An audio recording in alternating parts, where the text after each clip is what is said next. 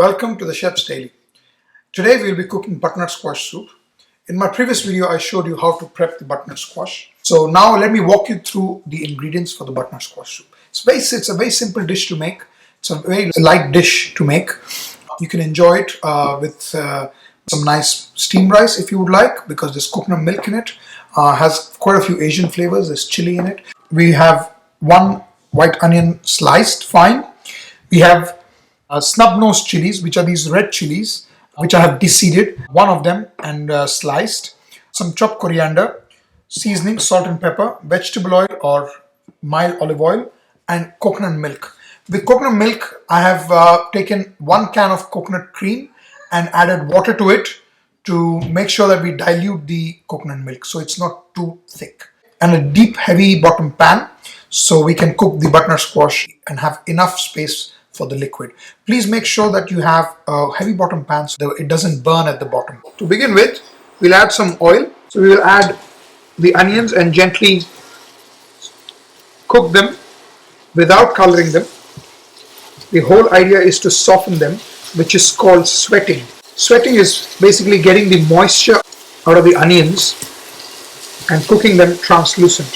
Now that the onions are cooking and they have kind of getting to the translucent stage, at this stage we will add our Snubnose chili.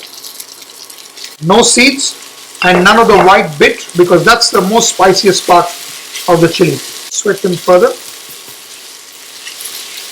For this recipe you would need a blender. I use a KitchenAid blender, but you can have either a Vitamix or a Thermomix, which can blend hot liquids essentially. You've got to be very careful when you're blending it. In my previous video I've shown how to cut the butternut squash for this particular dish. What I've also done is I've separated the meat part and the seed compartment part. We will add this later on because this is very easy to cook.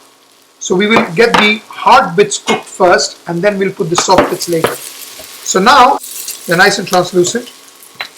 Reduce the temperature and I will add the butternut squash. You don't want the seeds in because you won't get a smooth mix then. At this stage I will sweat it or just give it a quick toss at a low temperature, and no stage you want the soup to be brown. You want it to be nice and golden and yellowish. Season with sea salt.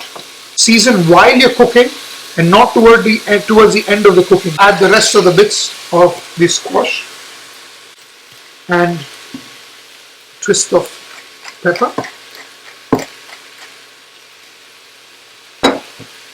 Now that give it a good mix.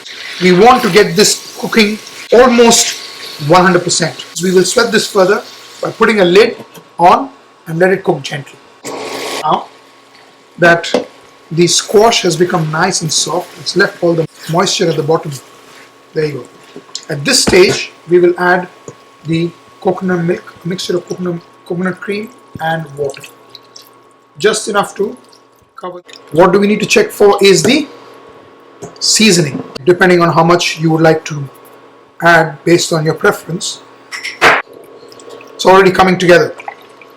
Gently bring it to a boil and cook till the squash is completely cooked. So if you press it against the wall of the container, it's not squashing. So that means we still need to cook further. Put a lid back on it and bring it to a gentle boil. So now the coconut milk and the butternut squash has been simmering for the past 15 minutes. And just to check whether it's been cooked, you can see the edges already have started to fray. So you can take a spoon and just quickly check if it's soft enough. There you go. It's soft enough to cut. So we're ready to blend this all together. So to ensure that you have restaurant style smooth finished soups, it is very important to have a heavy duty blender in which you can blend hot liquids. Please take care not to fill the blender more than half of the amount, and make sure there's enough liquid and enough of the solid part for it to blend. I will blend in small batches. Put the lid on. And then just to ensure that we have extreme caution, we put a hand on the lid and then start on a slow speed first and then take it to the high speed and blend at least for 3 minutes. And now we will check if it's been blended to the right consistency. As you see, it is very thick right now.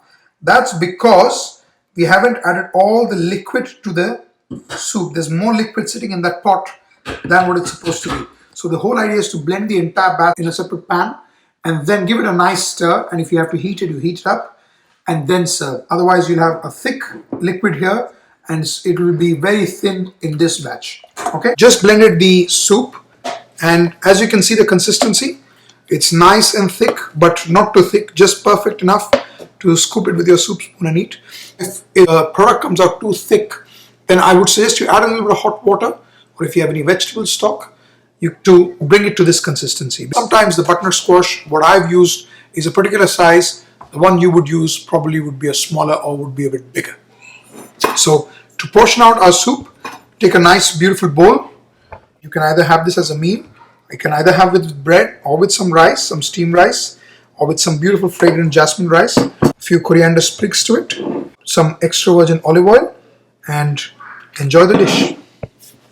So let's taste the soup for its consistency and seasoning. Tastes perfect.